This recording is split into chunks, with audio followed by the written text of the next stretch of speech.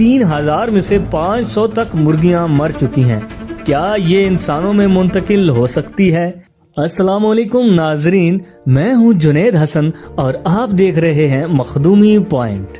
आज हम एक अहम मौजू पर बात करेंगे, पाकिस्तान में हालिया मुर्गियों की बीमारी और ये कि क्या ये इंसानों में मुंतकिल हो सकती है। पाकिस्तान में हालिया दिनों में पोल्ट्री फार्म्स पर मुर्गियों की गैर मामूली अमवात देखने में आई हैं।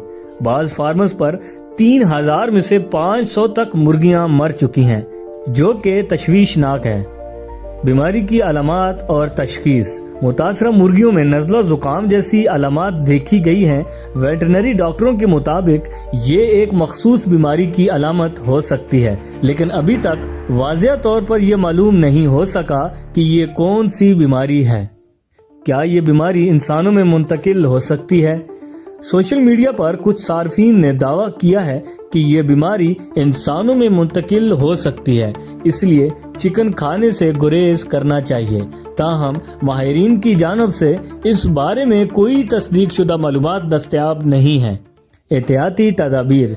जब तक माहिरीन की जानब से वाज़ेह मालूमात नहीं आती, आवाम को चाहिए कि वो चिकन को मुकम्मल तौर पर पका कर इस्तेमाल करें और सफाई का खास ख्याल रखें। ये था आज का मौजू। अगर आपको ये मालूमात मुफीद लगें तो हमारे चैनल को सब्सक्राइब करें और कमेंट्स में अपनी राय का इज़हार जरूर करें। अपना और अपने प्यारों का ढेर सारा ख्याल रखिए। दुआओं में याद रखिएगा। अल्लाह निगहबान।